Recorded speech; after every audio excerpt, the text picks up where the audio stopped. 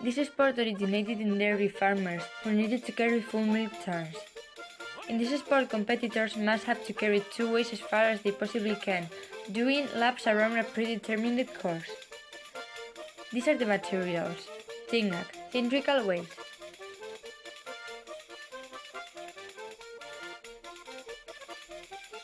The rules: 1.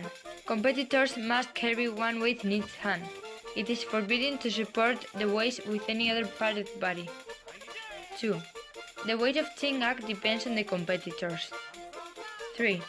Competitors may stop walking at any point and continue when they want, as long as they do not let the weight touch the floor.